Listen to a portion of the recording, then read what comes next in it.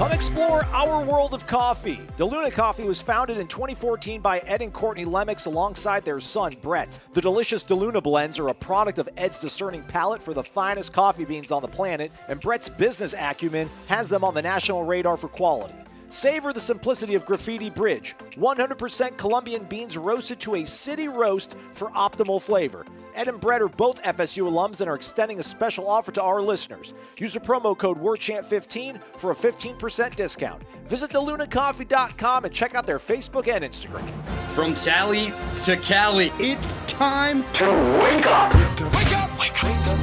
WarChant.com is your ultimate Seminole sports source. And this is Wake Up Warchant, fueled by DeLuna Coffee. Coffee's for closers only. Now here's WarChant.com's Aslan Hajavandi and Corey Clark.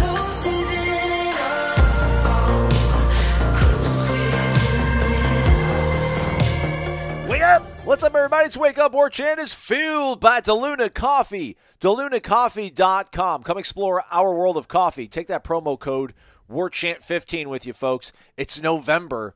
It's Christmas season. I don't know if I need to start uncorking the Christmas music. I'll probably wait till Thanksgiving, but any excuse to get into the Christmas mood, I'm there for. Use the promo code WARCHANT15. Do some of your Christmas shopping at DeLunaCoffee.com. I know Corey's in a great mood. The Braves coming off their second World Series championship ever. Hopefully I didn't jinx it. We're recording this beforehand so Corey can go enjoy the game in somewhat peace, but not really. You're going to be miserable the whole time. So I'm less miserable when I'm at the game than I am when I'm watching it alone or just in general. I don't know. I feel like I'm a part of. I don't know. It's weird. I'm not nearly as nervous when I'm there as I am when I'm not. Also, even if I wasn't going to the game, we still would have recorded this beforehand because these games last until 1 a.m. Yes. Yeah. You know, I was there Friday night. For the people that don't know, the game started at 8:09. It ended, I believe, at 11:50, right at midnight, and it was 2-0. And it still took over 3.5 hours. So these postseason baseball games are nuts. But anyway, yes, I hope as you're listening to this, you have a smile on your face thinking about me celebrating a world championship. That's what I'm hoping to see. We'll see if it happens. I got a good feeling, hopefully. But anyhow, it's in the past. I can't do anything to control it right. by the time everybody's listening to this podcast. WarChant.com, your ultimate Seminole sports source. Promo code's WarChant30. Use it. Subscribe. Thumbs up on the YouTube page. 5-star rating and review, everybody, please. It is November. It's crazy. Can't believe we only get 4 more of these sacred, precious Saturdays, as Mackenzie Milton calls them.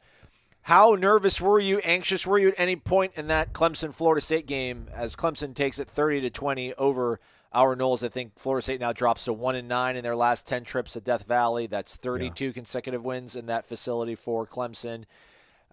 You were the closest out of everybody in terms of picking the score and the outcome. We should know you are the Coracle after all, Corey. Sure. You're always cynical about these things, but did you believe at any point? I mean, after Jermaine Johnson, that play amazing, and then the very next drive they come right back out and send Clemson backwards and get the ball back. I mean, I believe they had me, hook, line, and sinker on it, man. Yeah, I would say the one time I really allowed myself to believe is like you said after they sacked DJ. When they had a 20-17 lead, and then on third down they sacked him. It was like a triple sack. There were 3 dudes there. Knowing that Clemson was going to be punting the ball back to Florida State with about 6 minutes to go, I felt like, man, they could do this thing. Like they really have a chance to do this thing.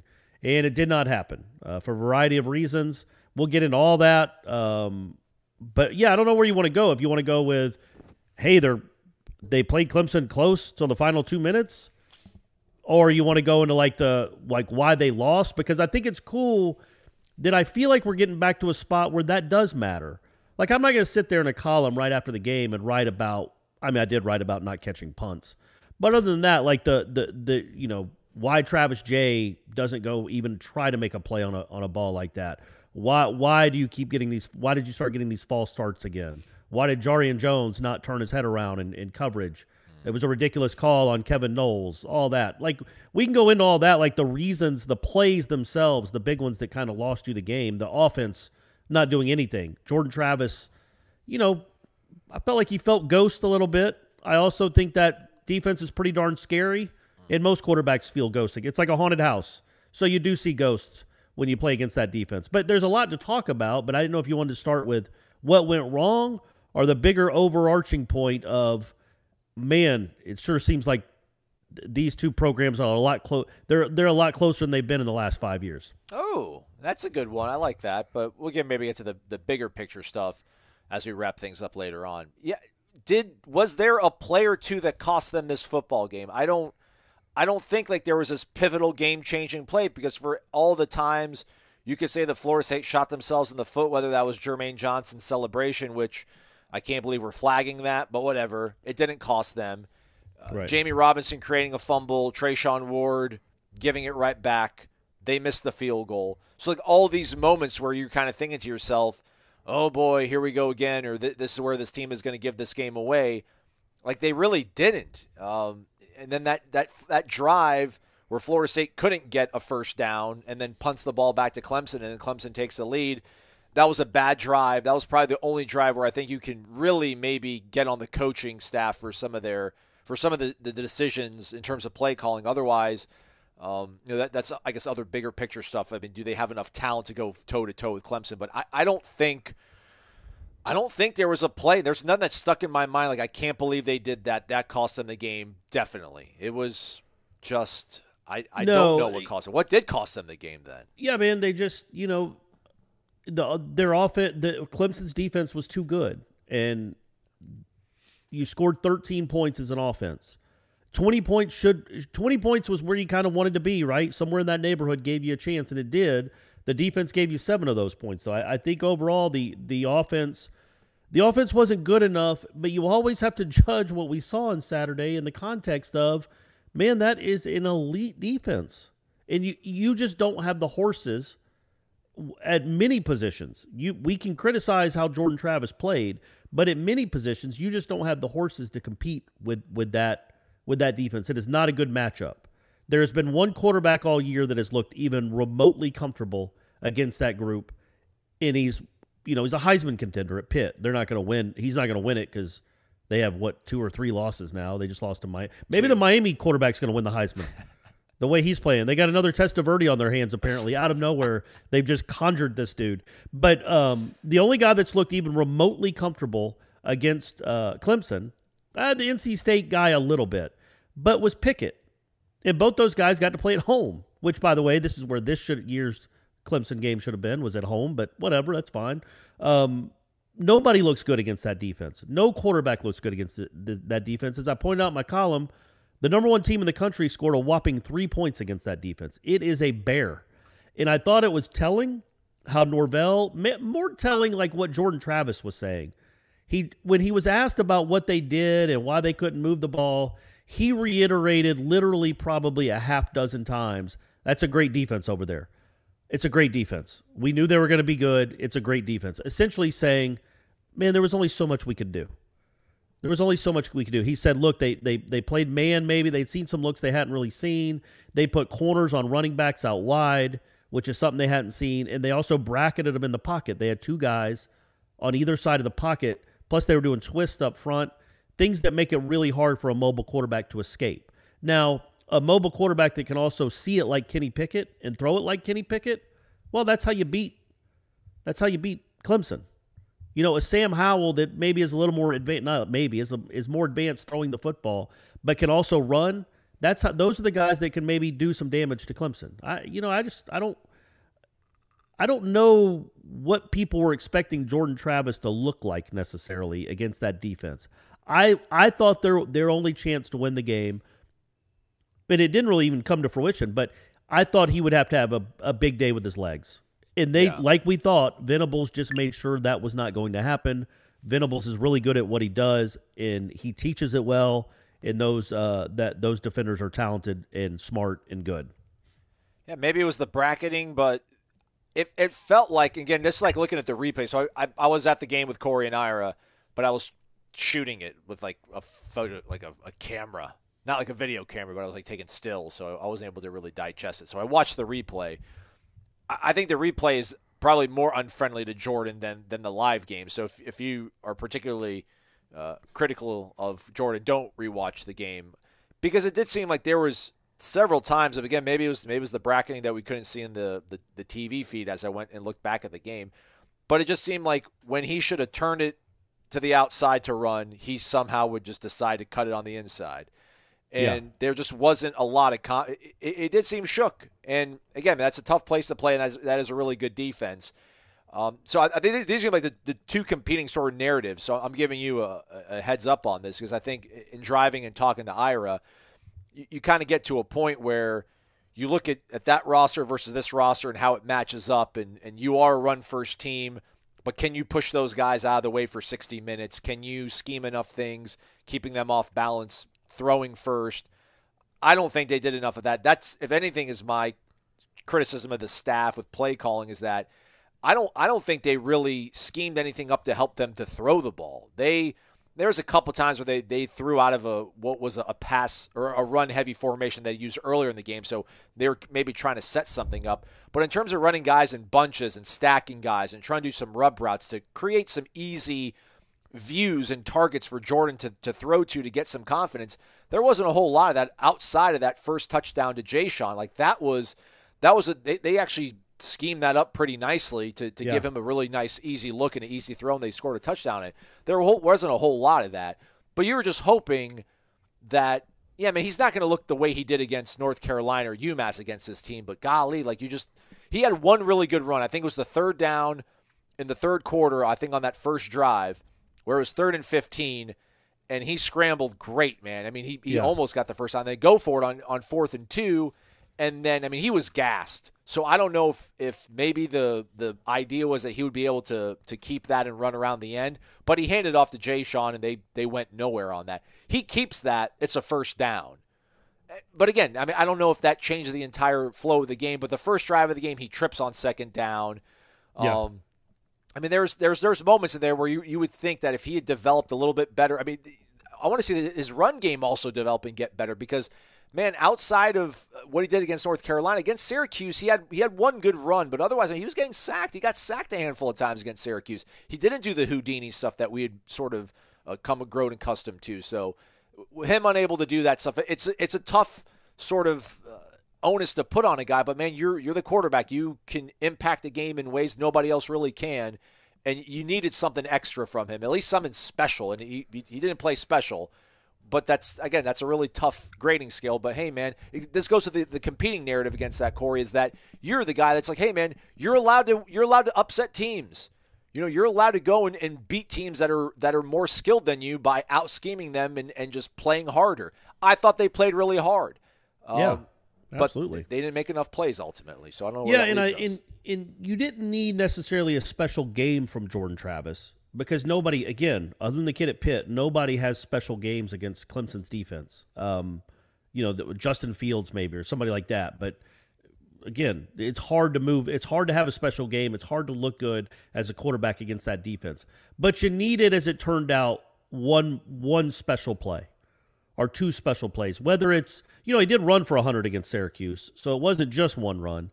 But whether it's breaking containment and getting a 30-yard run, more than flipping the field, doing something like, he made a couple of nice throws, sure. He made a nice throw to Wilson on the sideline, scrambling away. But it was all rolling to his right. It was all racing to his right. I don't know how many designed rollouts they called for him. I also don't know how many had designed runs they called for him. Like a lot of the times he ran was on the zone read, and they're crashing everything.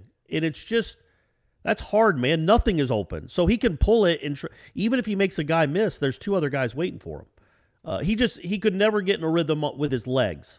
He ended up throwing, because of that stupid final play, I think he ended up throwing for like 175 yards. He threw for 200 yards. Now, a lot of it, 75 was a Toafili play. That's a good throw. He made it. He hit him in stride. That was what we were talking about during the week. Like, when you get a chance to hit a big play, make it. And he did. He hit him right in stride. He also almost had Helton on a long post later that quarter. But, you didn't get anything special out of Jordan Travis. He didn't kill you. I told you I thought the biggest number going into that game, the stat number, was going to be the turnovers. Yeah. And, he didn't turn the ball over, did he? Maybe at the end? No, he didn't because they called that a sack because he was down. which it would have been better off if that had been a turnover. Maybe you'd have gotten the ball back. If you'd have held him to a field goal, you'd have the ball back with a little more time. But he didn't kill you with turnovers. Like, DJ made much worse plays. Absolutely, yeah.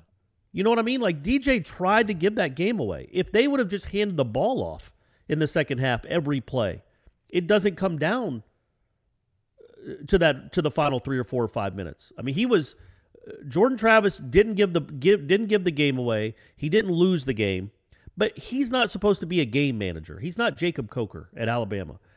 Against a great defense, he's got to make at least 1 or 2 or 3 special plays, and he didn't do it. And again, it's hard to know without like sitting down and watching it with Dillingham to be like, okay, what was open that he didn't see? It's just hard to know. It's hard to know live, and it's hard to know even watching the TV film. What's he looking at here? What did he not see? Is Pokey coming open across the middle and he just doesn't see him? He was on they scored the touchdown, so to Jay Sean didn't matter, but man, they called a draw, I think, on second down in goal. They went like 5 wide, or it was either second or third down, and he ran right into the line and he had Pokey like wide open. I mean, it was a designed run for him, but he could have thrown the ball because there was no legal man downfield. But there was nothing else watching the copy where you're like, man, he blew it there. He overthrew Keyshawn. I think that one I was a little bit more forgiving to him live. I'm like, that was a tough throw. He had people in his face. He did, but man, if you make that throw, yeah. Those are the things. That would have been a big time throw. He threw it 55, 60 yards in the air. Again. It would help if you're throwing to a 6'4" guy that can go get it, not a 5'8" guy on a play like that. You don't see a lot of, other than Tyreek Hill, you don't see a lot of dudes that height that are deep threats for a reason. But that said, yeah, he had a chance to make that play. He didn't. He overthrew him by a couple yards. I think it's more what you worry about with Jordan Travis, and everybody knows I'm a big fan of what he's done for this program, is how does he respond to a game like this? Because I don't feel like he responded well to when he got all the criticism after Notre Dame. In fact, I know he didn't. It's not a thought. He did not respond well. He came out in Jacksonville State, and I know he only got 1 series, but he didn't play well. He didn't seem to be himself until really the Syracuse game. So how is he going to respond now to more criticism and also to seeing on film him looking a little rattled? Is that something he just flushes? It's like, you know what? Screw y'all. Y'all go play Clemson. Everybody's rattled against them. Yeah. I tried my best. Or does it, and he just flushes it, or does it something that sticks with him? Can he bounce back from it? I think that's what you worry about the most when it comes to Jordan Travis moving forward. Hey, folks, you all like your sports, and you like putting some money on it to make things interesting. Hopefully that final play didn't affect you all that much. But we're here to tell you about a podcast that can keep you perhaps ahead of the curve. It's the Daily Tip presented by BetMGM. And if you're into sports betting, you know how quickly those lines can change. And when you got a lot riding on those odds, it pays to stay ahead of the curve. Hosts Michael Jenkins and Chelsea Messenger break down the big takeaways and make sure you know everything you need so you can bet smarter. It's a game within the game, everybody, and the Daily Tip helps you with that. Their featured guests and bookmakers help you get that edge, and the Odyssey insiders and BetMGM experts have a role in that as well. Check them out. It's called the Daily Tip, presented by BetMGM. You can listen weekdays 6 a.m. to 9 a.m. or on Odyssey, Spotify, or your favorite podcast app. How important is the NC State game? Or sure, is that getting in the way of things right now, Corey? They need a I mean, again, it would be huge. What a great sign it would be if they came back in that game and won it and played well after such an emotional kind of physical game that took a lot out of them. Man, that was a heartbreaker. I get it. I know it was a heartbreaker. They led in the fourth quarter at Clemson and had the ball, and they just couldn't. They just could not do anything on offense. And again, I don't know. It's a lot of double clutching, but is he double clutching because guys aren't open because it's the Florida State receivers? Or is he double clutching because he just doesn't see it and he doesn't trust it? Those are the things that you hope we'll find out, and you hope it's the former, that there just weren't. Honestly, really, for the development of Jordan Travis, you hope the reason he was double clutching and doing all these spinny doos was because there was nobody open, right? Because they are going to upgrade there at some point in our lives. They are going to have good receivers, and when they do, it'll be nice to have a quarterback that can hit them and not one that doesn't see them. But yeah, I think NC State's a big game for the program, man. That's a winnable game.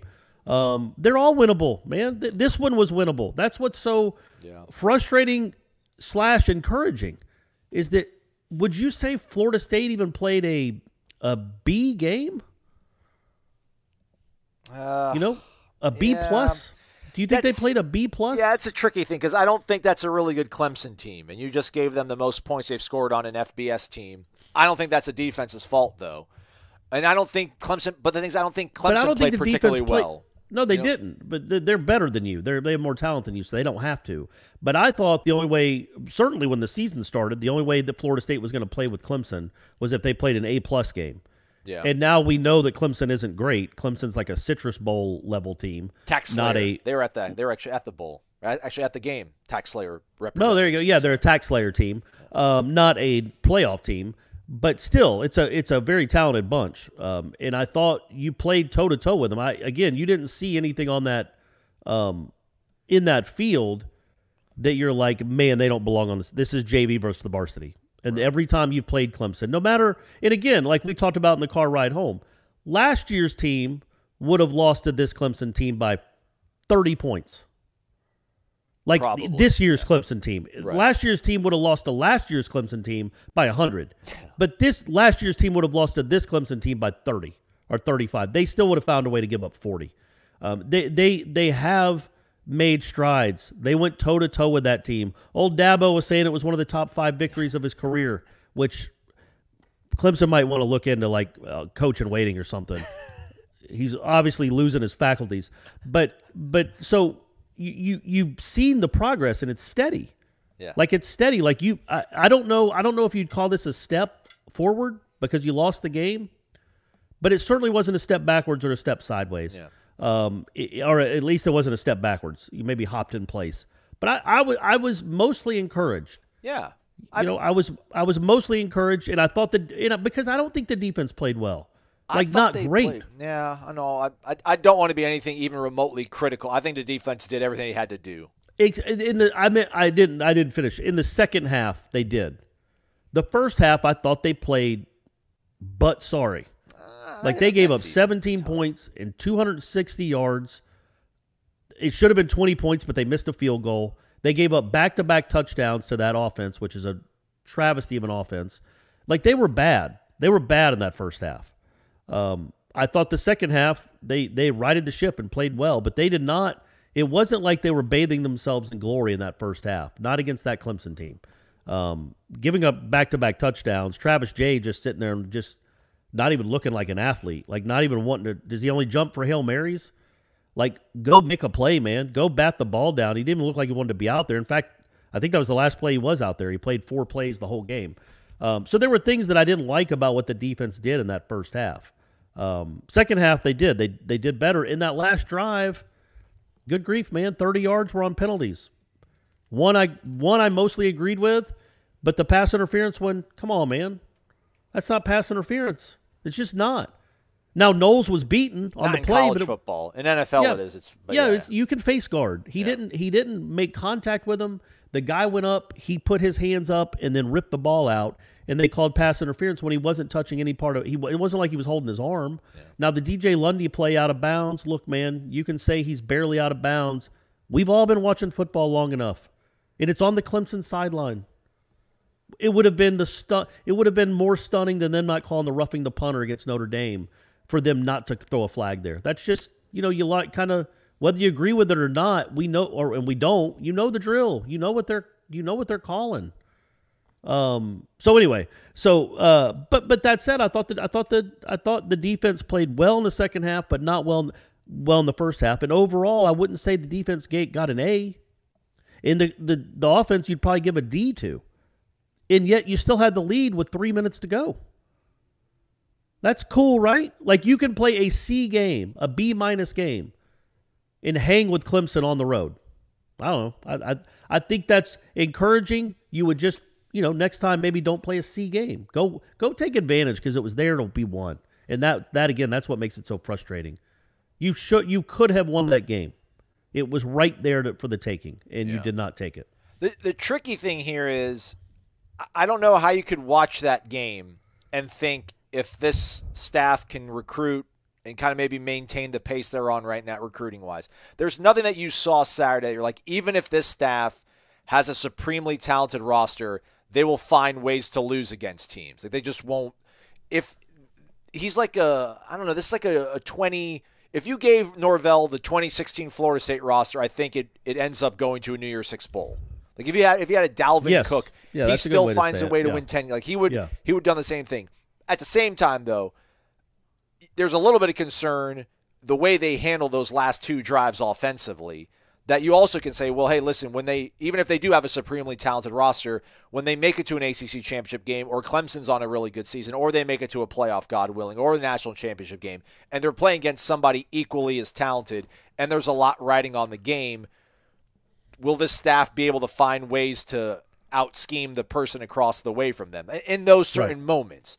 But again, I mean, it's 30-year-old Kenny Dillingham versus 50-year-old Brett Venables with an offensive line that's receivers that are not all that great, and a running back stable that's good, but nothing amazing, and you're in their house.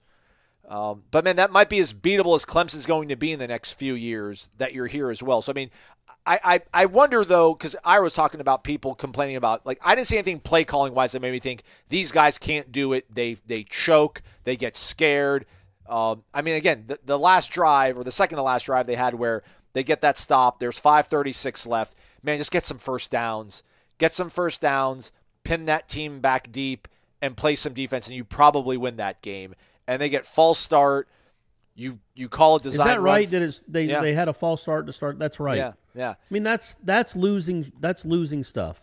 That's how you lose games. But how is that on the coaching? I'm saying, like, no, exactly right. And I'm not trying to defend and I'm not burying the players and saying that this staff is amazing. I'm not saying any of that. But let's be honest with what we see out there. And some of these things are not on the coaches. Some of these things are on the coaches. Again, that drive, they get the false start. McClain misses a block on what was going to be probably a good run. He should have had a lot of area to run at Jordan Travis. Malik McClain missed the block, man. He did. Straight up, he missed the block. Okay, so then that sets you up, and you're totally behind the chains. You got 3rd and 12, but like they had no plan. The only plan on that drive was don't throw the ball, or like don't throw an incompletion. Keep that clock running, because on the 3rd and 12 they drop deep, and they run routes that are 3-4 yards deep. Which is, what's the point? You're not going to convert. You're not putting guys far away from the ball to give Jordan Travis a chance to run for the first down. Like, that was a bad play call. But I mean, even if they get a first down there, they still had to bleed some more clock off and play defense. But overwhelmingly, man, playing the game, they had so many opportunities to quit and fold, and like they don't. That stuff is behind them. Like, that's encouraging to me. So I don't know how you can be like angsty and upset. I thought they were going to win the game. I wasn't saying, hey, let's go there and have fun and see where the chips land. They should have beat Clemson. They could have beat Clemson. They were up in the 4th quarter. They did not. But that's still a step in the right direction, because, as you said in your column, the last 2 times they played that team, it was embarrassing and not even close. And I know that's not the same Clemson team, but that's still a lot of talent, and you're finding ways to compete. So that gives me solace for now. Yeah, again, if you didn't read the column, I don't know what's the matter with you. Seriously, you need to. But in 2018. They lost that game 59-10, as you remember. They had 2 kids. Florida State had 2 players thrown out of the game in the 4th quarter for punching, one that wasn't even playing in the game. So they didn't show any fight until they're down by 50 points. And then the next year they're down. The final score, I think, was 45-14 in 2019. It was 42-0 with 9:39 left in the 3rd quarter. It was an overwhelming embarrassment. It was as if IMG playing that made-up school on ESPN.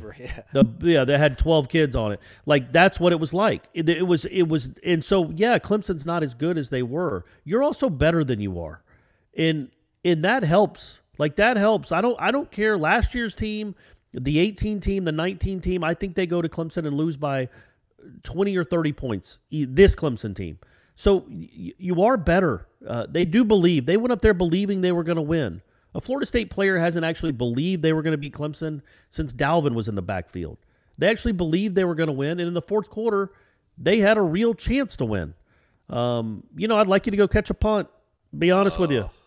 I'll be honest with you. I know they got bigger problems than that, but your special teams it's an active minus. Like it's actually hurting the team. You're getting nothing from your investment. The time you're that you invest losing in that. money. Yeah. Like it's like you're investing all this time. It's a waste of time right now. Your punter doesn't ever hit a 59-yarder with no return. He's always rolling to his right and kicking line drives. I mean, they go 41 yards, 39 yards. One will go 47, but right down the middle. Meanwhile, you can't do squat on punt return. And in a game like that stuff matters, man. Like, again, even after the Jermaine Johnson weirdness, I think Clemson kicked from their own 30. And then Treshaun Ward, who has now somehow become the punt returner. We're 8 games in, you still don't know who your punt returner is. Now it's Treshaun Ward, who clearly doesn't look like he likes catching punts. Lets a ball land, doesn't attack it at all. And you lose, not only does it roll past them probably 8 to 10 yards, and I know we don't have Greg Reed on this team, but Greg Reed catches that thing on the dead run, and instead of having the ball at your 20, you're at worst at midfield. Now imagine that game and how everything changes if you have the ball at, say, your 45-yard line or midfield with a lead with 6 minutes to go, as opposed to your own 20, where you're like, don't make a mistake. Don't make a mistake because, we don't want to give them the ball in our territory. So meanwhile, you punt it. It's an average punt because that's what you do. This kid can boom at 60 yards. We've seen it. But he rolls right all the time, and it seems like he kicks it off the side of his foot half the time. But anyway, so they get the ball at the 42. If Treshaun Ward catches that punt and gets 6 yards on it, or if you have 2 returners back there, one of them catches it and just falls forward for 6 yards, they probably start that drive at their 9 or their 11. Instead, they start at their 42. 3 plays later, they're in the end zone. So that stuff matters. It's the hidden yardage stuff, and it's the stuff you're supposed to be good at. It's the stuff he cares about. And they have been butt sorry all year. So that's something you'd like to. I like everything else. I really do about the direction of the program. I really do. I think they're a fun team to cover. They're a likable team. They do play hard. They rally to the football on defense. They're physical on offense, or try to be. Their quarterback seems like he's learning and showing how to be tough. Like, there's a lot of things to build on that you like, but the special teams has been a disaster. And, well, not a disaster. It's been much worse than we ever thought. Like, I thought they would be top 20 in the country or something. That it would help them win some games. And we thought it would help them win some games. And that was a game where it could have helped them. They were still getting extra points blocked.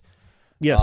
Which is, I just don't even know how that happens. I mean, just hit a fly ball. I mean, the first kick goes out of bounds. Pretend your foot's a sand wedge, man. Hit that thing as high as you can. Yeah. I mean, it's only got to go 18 yards. You're not going to shank it, man. The first kick goes straight out of bounds. Yeah. Like you can't. It's hard to win close games. But your defense, a little bit of that is then your defense still forces the 3 and out. Like, you kick it out of bounds. Like, oh, here we go. Here we go. But right, but then where did you get the ball? Yeah, no, you're right. That's 15 yards further back that you got the ball. That's a first down and a half for a team that had 10 the whole game. You're talking about, like, again, that's like you're losing first downs or 2 first downs every time you switch field position because your punt returners never do squat with it. They don't even catch it. And then every time you punt to them, most of the time it's a 41-yarder, no return, as opposed to one that rolls another 10. I mean, just the stuff matters a little bit. In kicking the ball out of bounds, letting them return it sometime to the 30, 35. That stuff matters, man. When you're not a very good team, or when you're in a close game, if they were better at special teams, if they'd had a good day on special teams on Saturday, they win that game. They win that game. They're 4-4 right now. Probably. Let me ask you this, Corey, as kind of transition to offense and Jordan Travis. Like, I don't know how to grade him because is it fair? They beat Jacksonville State if he starts that game, probably, if he plays the whole game. Yep. They don't dominate North Carolina the way they did offensively if Jordan Travis isn't the quarterback. However, you realize that he does so many unique things for you, and that's the reason why you were able to beat Syracuse on that last drive and why you did dominate North Carolina. if he can't be that against an elite defense like a Clemson, do we still give him kind of a pass on not being able to be all that productive in throwing the ball? Because like he missed Helton on the first drive, I think in the fourth quarter. He threw it behind him. That would have been a first down and kept that drive alive. Again, he overshot him on one. The throw to early on to Pokey that got challenged when he caught it. They said they caught it, but then they reviewed it and he was out of bounds. Like he had to kind of turn around in an awkward angle to cradle the ball back. If he actually threw it further out to the boundary, he probably reaches out for it, gets his toes down, and it's a completion. Like I know that's a really tough sort of barometer to put on him, but like if he can't show up and run the ball and do all these special things with his legs, then you're stuck. You're not stuck, but you have a guy that is not going to make enough plays throwing the ball to help you win games. So like, how do we grade him?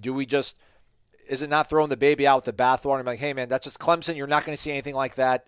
You're going to see that once a year, maybe twice a year when you play Florida if they've got a good defense or if Miami has a good defense. But this season, you're not going to see anything close to that. So you still feel that's a winning formula. That's a winning head to your offense.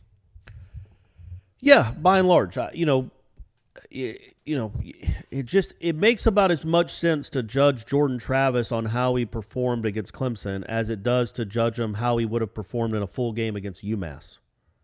Like that's how different those things are. Like I wouldn't have cared if he ran for 300 yards against UMass. It wouldn't have meant anything. Like you just have to like flush it and say it doesn't matter. Like let's see what he looks like against a mortal defense. Because those guys, Dillingham brought it up. I'm telling you, the way Jordan smiled when he talked about that defense, the way Norvell talked about him after the game. Jordan Travis. Jordan Travis, yeah. They're every bit as good as they thought they were after having played. Watching them on film, they knew it was going to be a challenge. And, I think Jordan Travis was laughing because I think the way Venables calls a defense, you never know where it's coming from. It is exhausting to play them. It is mentally exhausting to play a Brent Venables defense that has talent like that because they come from all angles. He brings blitzes from safety, from corners, from linebackers. He fakes blitzes and they peel back out. They twist sometimes they don't. Sometimes they rush 3, sometimes they rush 7. You just don't know. It's hard to diagnose, and it's mentally and physically exhausting. And nobody looks good against him. So I don't know that you can say he's played whatever he's played, the equivalent of a full year probably of college football, that this is who he is. This is the final product. And if you're going to say this is the final product, well, what do you believe more, how he looked against Clemson or how he looked against mortal North Carolina? Like, what's more fair to judge what he is? No, he's not. I don't know that he'll ever be a quarterback that can light up Clemson. I was going to say light up Clemson like Kenny Pickett. Kenny Pickett scored 20 points against him. It's that final drive, though. That's what sticks with me. Yeah, but the final drive was running. I know, and that's the thing. Oh, you're talking about them, yeah. Yeah, they kept the ball away from Clemson, and yeah. I know it was Heinz Field and it wasn't Death Valley, but like Pitt kept the ball away from them. Yeah. But you know why that is, right? Because they especially on third down, they were genuinely afraid that Pickett would pick it up through the air. Yeah. And they were not afraid of Jordan Travis. Now, is some of that Jordan Travis? Absolutely. Is some of that what he has to throw to? You better believe it. So it's hard to judge until you give the guy weapons, real weapons outside. I don't know if he'll ever be, a pure pocket passer, somebody that whips it around for 350 yards. I have my doubts. You guys do too. I don't know that you need him to be anything other than that here over the next year or two. Like you're not. I mean, as much as I like the way this team is progressing, you're not challenging for championships. You need to get wins. And Jordan Travis gives you the best chance to win against everybody you play right now. If Chuba develops into like a Mackenzie Milton, like a better version of Mackenzie Milton, like the good Mackenzie Milton from UCF, then yeah, you want to ride that out. But there's no saying that would happen. And I certainly don't think like they should have played anybody else on Saturday. Like that would have been impossible for just with Milton back there. Like what would that have rushed done to him? Think about all the times. Now some of them he's spinning around when they're not there, but a lot of times he is running for his life. And Mackenzie Milton, I just don't think would have held up under that. And Chuba, that's a really, really tough environment to make your first real action of the season. Yeah, I mean, the fourth quarter, once that legitimate drive they had, he got once Clemson took the lead, that subsequent drive, he throws it to Jordan Wilson for a completion. Toafili has a good run. Then he gets sacked on a 3-man rush, which everyone's going to get blamed almost besides the quarterback. But man, if they're only going to rush 3, just run for it, man. If it's already collapsing with 3 guys, they're dropping 8 in coverage, man. No one's going to get open. No one's going to get open against 8 dudes. You have to cut and run from it. And he just nobody on Florida State would get open against 8 dudes. Yeah, you know what I mean. You can't just throw it up to Justin Ross. Yeah, like Clemson did a couple of times. You don't have that in your bag. You just don't. They picked up a couple third downs, so they just threw it up to him. And he made a good play, and DJ made a good throw. There's a 3rd and 12 I remember specifically where it was just kind of a corner route that they threw. He beat Knowles, and DJ put it on him, and it was pretty simple looking. Florida State never has something simple like that on 3rd down. They just don't have the horses out wide yet. And maybe they don't have the guy at quarterback to pull the trigger to make it happen. But for now, this is kind of what you are as an offense. And he's got 2 games. NC State's a good defense too. They held Louisville to 10 points, I think. And they held that Miami superstar quarterback to 31, which they're putting up 38 or 45 on everybody else they play. So understand that the NC State defense is good, but they aren't Clemson good. And I want to see. I'm very, very interested in how Jordan Travis reacts to this game. Yeah. I still have a lot of faith in that guy. I think he by far gives you your best chance to win this year and probably next year. But yeah, this is good. This was good for him. In fact, I meant to bring that up, Aslan. I'm glad I got myself there. After the game, he was talking about look, I've never been in an environment like this. We haven't played in an environment like this, in a game like this.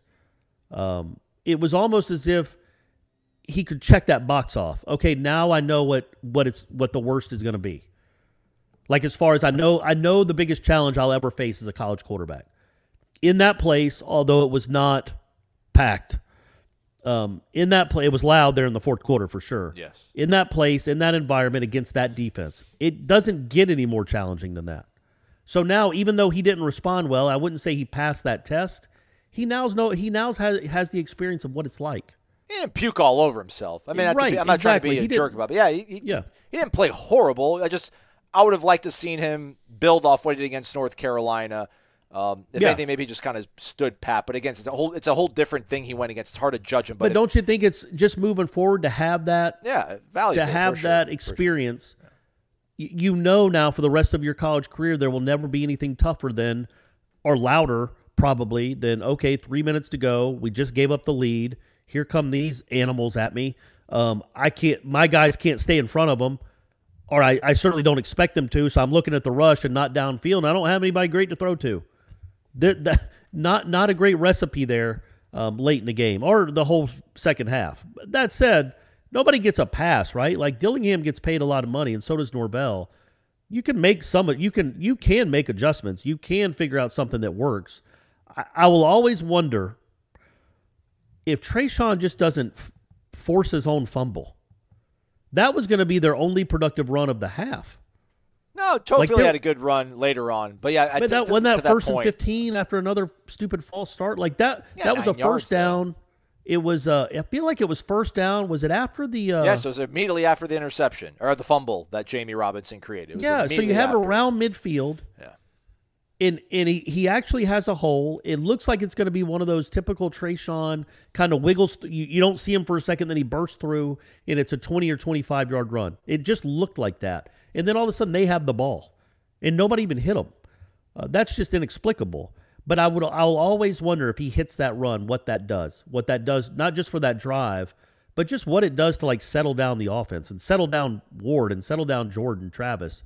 To maybe they only got probably 3 first downs in the second half. I mean, it was abysmal. It was really bad, yeah. I wonder what that would have done if he breaks a 15, 17-yard run on that play. Then all of a sudden you're like, okay, we're close to field goal range. Okay, now we're driving. Now they're on their heels a little bit. It didn't happen, though. But, man, hey, credit to the defense for giving it right back. Our man Cooper makes a pick. Yeah. And you want to know why it's a game of inches. Oh, I don't, gosh. I can't remember, Go back I can't and look remember at it. Yeah. tweeted this or not. But literally, Yeah. if he could step out of that tackle. Yes. Touchdown.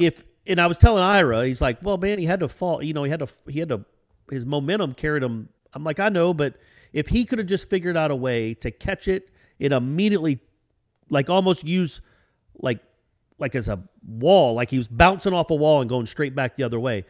If he just avoids that tackle, if the Clemson receiver doesn't wrap his ankle up, that's a touchdown. He's going to probably have to make DJ miss at the 7-yard line with a full head of steam, and that dude's 260 pounds. Nobody else was over there. That is a almost walk-in pick six. And the Clemson kid, you know, that's how close these games are, man. The Clemson kid grabbed him by the ankle. Yeah. And it turns out you could have had 2 defensive touchdowns in that game. But at the end of the day, man, you look at the score, you look at the stats. Clemson missed 3 field goals, turned it over 3 times. You created those turnovers. I'm not giving Clemson any woe is me. Sure, on that. but you know, I feel like the more talented and the better team won. But you're allowed to upset teams. Yeah, You're up in the fourth quarter, man. And you're allowed to steal them. You're allowed to steal a win. You had a chance to steal the game. That's what's so frustrating, that you really did have a chance to steal that one, even though you couldn't do anything on offense and you were kind of lucky to be ahead. Well, guess what? You were still ahead. And then, the last 6 minutes happened. But also, like, come on, man. You don't have to call a pass interference just because you're at Clemson. I mean, I just hate that call. I hate everything about that call. Yeah. I hate everything about it. And on the ensuing kickoff return, after the personal foul on Lundy, which, again, I'm not saying it was the right call, but it was the obvious call because we've watched enough college football to know they're going to flag that on Clemson's sideline. I think Ward brought that kick out after they went ahead. He gets hit just as hard, just as out of bounds, but it's on the same sideline, so no flag. You know, just that's life. It's frustrating, but overall, I don't know, man. I like actually getting to talk about games where there's specific moments that mattered. Like, you know, you lament certain things that happen, as opposed to this team's no good. They're no fun to watch. They had no chance. Like what we had to do last year after the Pitt game and or the NC State game or Louisville, and the year before that. Like there's real progress being made where you actually feel like there are 5 to 8 to 10 plays in a game that if they go a different way, you win the game. Probably 2 plays. You could narrow it down to 1 or 2 plays where you win the game. And to me, that's just so much more fun to talk about and watch than what we've been dealing with. I know the record is the record, right? I asked you at the 4-minute mark, what's the 1 or 2 plays, and we didn't think, and then you just said that it was. Anyhow, let's go out on a high note. The clutch shot, the biggest hits. It's time for the Zaxby's Indescribably Good Player of the Week. Zaxby's Indescribably Good Player of the Week for me is going to have to be Jermaine Johnson. Jermaine Johnson, maybe not the flashiest stat line, 4 tackles, but literally, they flagged Clemson for holding on a play where he still gets free, creates a fumble, sacks the quarterback, picks the ball up, runs it in for the go-ahead touchdown. That was, as one of my friends texted me, like a quintessential 90s badass Florida State football player play. So Jermaine Johnson is my Zaxby's Indescribably Good Player of the Week, Corey. And I'm going with one of the other guys that scored a touchdown in the game, Lawrence Toafili. That is an all-time play. It's an unbelievable play. I don't know if it was the number 1 play on SportsCenter, but it should have been because it's an all-timer. It's just a great play, and I don't even know what to say. A great play by a guy that hasn't done much yet this season, but I think that could really get him going. One of the best touchdowns Florida State's ever scored in that building. Absolutely. Lawrence Toafili, that's Corey's pick for Zaxby's Indescribably Good Player of the Week. I'm going with Jermaine Johnson. You go to Zaxby's, everybody. Corey, it happened right in front of me. Like, Lawrence's touchdown happened right in front of me, and I was trying to take photos of it, and I did a terrible, horrible job of it. Funny thing, too, is he had to kind of slow down a little bit and to let the ball get to him. So I don't know if maybe Jordan actually throws that on time and in stride, who knows if it even happens the way it happens. But I didn't see it because I'm trying to take photos and everybody's running in front of me. I finally saw it Sunday before we recorded the show, and I'm like, I'm sure it was cool. Like I saw what happened to Michael Dyer, but like we broke it out and made an entire story about it in the middle of the game on warchant.com. But then I watched on Sunday, I'm like, holy smokes, that was amazing. Not only the Michael Dyer aspect of it where he gets wrapped up and thrown down, but he lands on a dude, but the whole Twinkle Toafili thing where I can't believe he didn't go out of bounds. It was incredible. What's really funny, too, is if you see the end zone view, you can see Norvell running with him. Okay, yeah. Which I'll also be like, look, man, I like Mike Norvell a lot. And I think I hope and I'm sort of confident that he's going to turn this program into a good one again. But I don't need my coach sprinting down the sideline. I mean, I know Jimbo did it the one time, and he pulled his hammy. But he did it in the national championship game on a kick return with 4 minutes left to give them the lead. I mean, come on, man. We're in the second quarter. I don't need my head coach. I want my head coach to be a little more stoic. Why are you being Scrooge? I mean, he was sprinting stride for stride with him. But what was funny is, well, dude. Also, I was by him when they were reviewing the play. Like he was over the side speaking to one of the replay officials, who I guess they're on headset and they can hear everything that's going on. Because that wasn't the official that was actually looking at the replay, but Norvell was standing right next to him the whole time and like waiting. And when the guy, it was so nonchalant, the ref just kind of turns over to him and says like a few words, and then Norvell just goes like, yeah! I mean, he just explodes and like fist pumps. All right. And he like throws his hand. He motions to the offense like, get back out there. And I'm like, they're going to go for two. Like, hell yeah. So I start running to the end zone. They kick an extra point. And I'm just like, all right, whatever. I guess you shouldn't chase points that early on. But I'm like, go for two, man. Yeah, at that point, you feel like you just stole a touchdown out of the thin air. Right. But, yeah, what's funny is when you watch him sprinting, as soon as Toafili gets what we thought was tackled, he's looking back at his guys, telling them to, like, hurry up, like, get to the line, get to the line, get to the line. I don't know what the play call was, but he's doing something with his hands, almost like spike it. Right. So he's not even watching as Toafili goes in the end zone because he's looking back at his offense because, like all of us, he thought Toafili was down. But, yeah, man, I wonder, again, I don't think I ever gave up on Toafili, but it was curious how little he was a part of everything.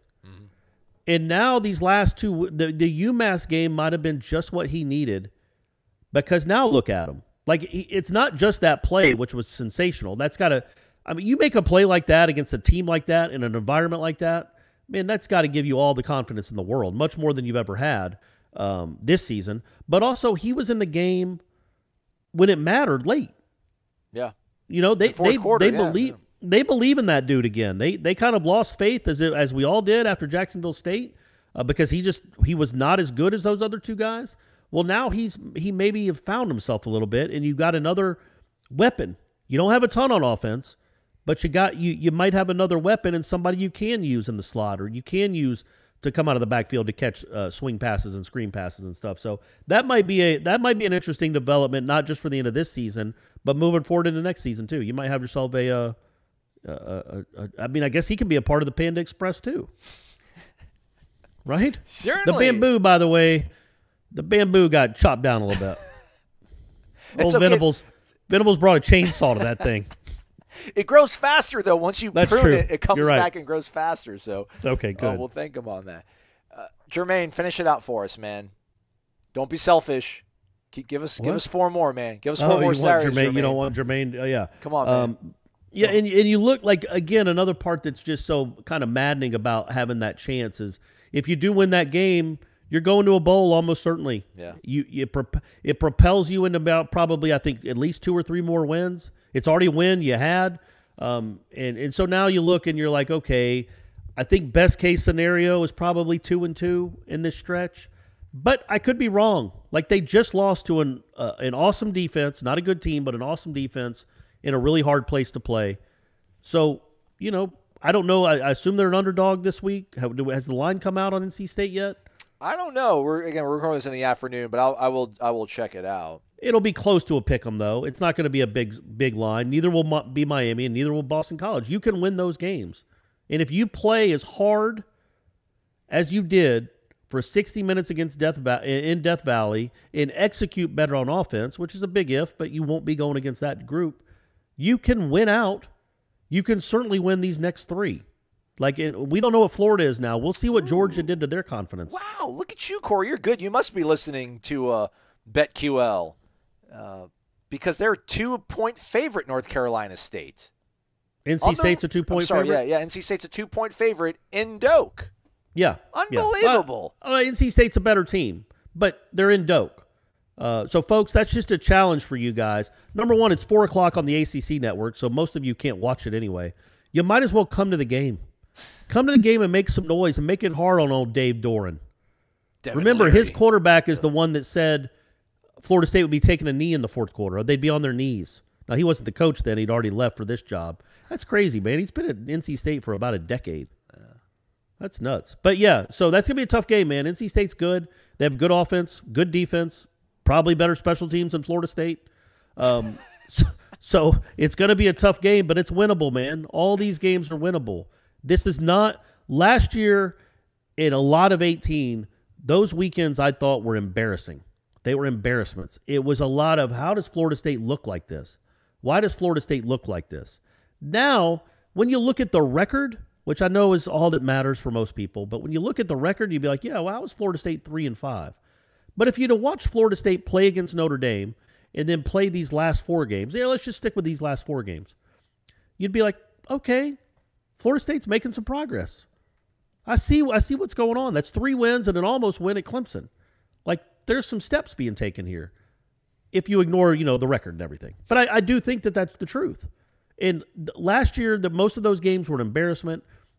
And many of the games in the previous 3 years, honestly, were kind of embarrassing. They don't get embarrassed anymore. It's not the highest bar you can set. It's not the standard at Florida State. Let's just try not to get embarrassed. That's not the sign they hit on the way out of the locker room. But it is something that I like. I do appreciate that these games are close. They feel meaningful, and they're fun to talk about and dissect afterwards, as opposed to another 48-20 loss. Is 34-7 embarrassing? Yes. Okay. Well, and it was, Florida. I mean, they didn't score until like 4 minutes were left in the game. That's been cool to watch. Well, but that's another thing is like, how do you, it's almost like, remember when the South Carolina coach, Beamer, was asked about why his team had trouble against Georgia moving the ball? Yeah. And he's like, are you high? Like, look at them. Look at how they're all awesome. The whole team is awesome. They're made out of 5 stars and they're coached really well. And so he wouldn't even judge his offense based on how they performed against Georgia because it's not fair. And I wonder if Mullen's the same way. I didn't see his press conference afterwards. I'm not like Ira. I don't watch all the losing coaches' press conferences. But I wondered if you could just if you can just compartmentalize this as to, man, we don't even have to watch film of this. Like, that's not normal. We're not going to see that ever again. So let's just flush it and let's watch film of the, I guess I'm going to say the LSU game, but you probably don't want to watch that either. But you know what I mean? Like, I don't know that Florida is broken. I don't know if I think the Richardson kid still will be very good. But you wonder how a game like that affects his psyche and his confidence because he was worked and then he got replaced. So they might be back to square one with their quarterback. Hate to see it. I know. It's tough on all of us. Yeah. All right, let's go talk to this head coach and his coordinators. That's 11:30 in the morning. We'll have all that live reaction over on warchant.com, your ultimate Seminole sports source. That is, if Corey survives. Do you guys like flip over cars like they do in East Lansing after you win a big game? It's been a while in Atlanta. How would I know? You're right. How would I remember, Aslan? This isn't Boston. We don't do this every couple years.